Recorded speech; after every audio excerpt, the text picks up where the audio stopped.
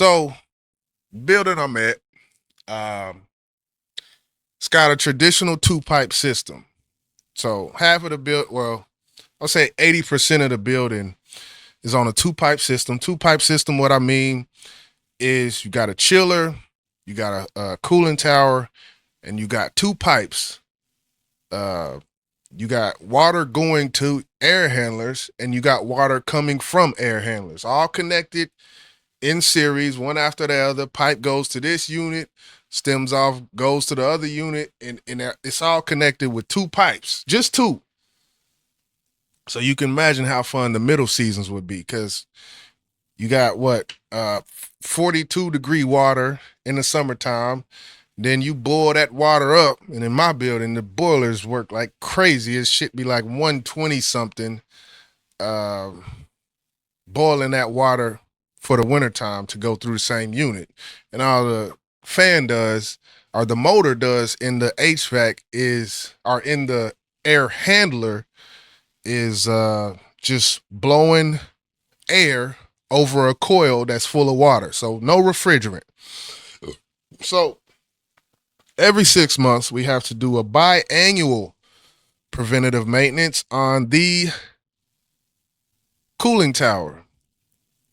I don't do preventative maintenance on chillers. I haven't got there yet. I have not got there yet. One day I would love to. I've seen it done by a company we contracted to come in and do that part, but at this point, I just drain the water tower, clean the water tower. They do the chiller, I do the water tower. That's how it goes. But um this specific time that we drain the water tower, clean the little side fin, get your power wash out. We don't use chemicals. We just use a power washer. Get in there, get all the algae out, and it's nasty as hell.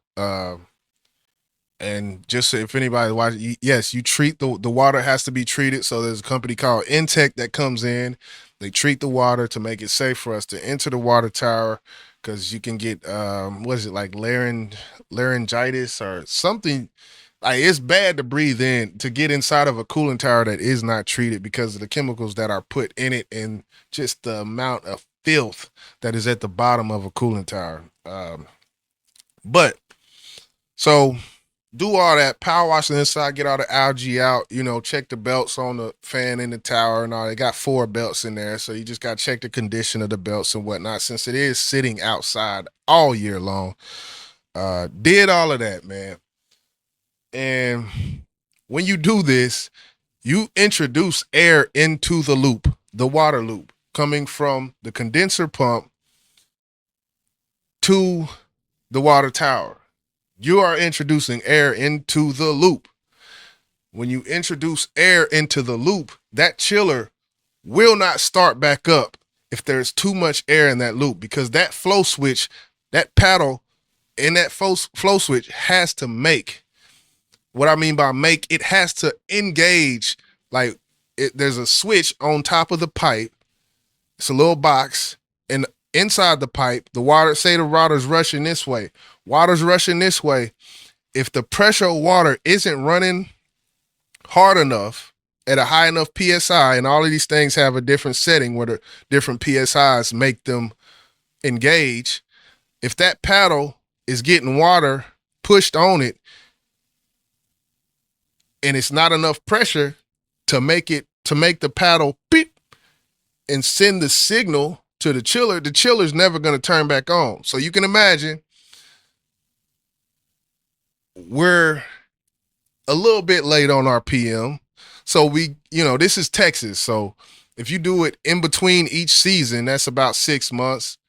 But there's going to be times where the building may have to sacrifice a little bit if the building is never shut down all the time in this time frame that you have to do it. So you can imagine the temperature in the building is kind of rising. There's people still habitating the building, in which I would love if they would just shut the building down and let us do what we got to do. But sometimes we got to come in at 6 o'clock in the morning because it's 72 degrees. It might be 95 degrees by 2 o'clock, but if we leave the system running all night and come in at 6 a.m., we may have enough cool air in this building to knock this out and have it back on by the time the sun get to banging in this Texas heat. So that's what we doing. I ain't gonna lie, this is part about it that I love, man. It's like it's a pressure. It puts you under the pressure to perform. These people see me walking around the building. They wonder why I'm walking so fast. I got a beeline walking somewhere. Yeah, because I got shit to do. I got to do shit, or else it's gonna be people. So that's the part about it that I love, is that what I'm doing, it's actually teaching me. Anyway, let me get out that. But so back to the flow switch. The flow switch, yeah. So we get done doing the cleaning. Okay, cool. We done made it. It's probably about 10:30, maybe 11 o'clock. So the sun's out now, but the building still feels good. Or I'd say mediocre, probably building probably about 70, 71 at this point. 10:30. We trying to crank this chiller back on to get this water temperature down in all of these air handlers. There's 28 to 30 air handlers in the building. So we try and get this temperature down, right? But we can't do it without the chiller cutting on. These big, huge 3 compressors. If these things are not running, we're not gonna be able to cool the building. So turn it back on. Flow switch will not make. It will not make. There's too much air in the line. I'm looking at the gauges. There's a gauge on the pump, on the in and the out of the condenser pump. I'm looking at that side. It will not make. Now the chiller, the chilled water supply pump, it's running. It's running. But with this condenser pump, it's running and I can hear it. Like I know how it sounds and how it feels when this pipe is a water about this. I mean, it's a pipe about this big. It's a huge, huge feeder that goes out of this chiller. And I can hear it. It's just gargling. Like it's usually got a solid sound. Like you can feel it and it feels solid. But I feel a lot of vibration when the pump's on. I mean, there's air in there. And that flow switch is not making. It's not going to make unless you get that air out. So I learned this maybe about a couple years prior. I remember when the company came in to do the chiller PM, they had this problem. And I've done many PMs on the water tower, but I never had this problem. And when they did the PM on the chiller, they had this problem on the same condenser side of the chiller. And on this side of the chiller, it even took them a little bit to time to figure it out. But there's a bleeder valve, and on this bleeder valve, they installed basically a fitting that can fit to a water hose. And I don't know if they installed it or not now that I think about it. I think it might have already been there. Basically, took a water hose to the condenser side of the loop, and it comes right off the chiller, right there. Had the condenser pump unit running, and basically took just like a garden hose to it, and just let it run. Just let it run water out. And when they opened up the valve to that garden hose, you seen it start burping air out, like you seen the water like not a stream, but it's just kicking air out with water. And let that thing sit on that thing for probably about 20, 30 minutes.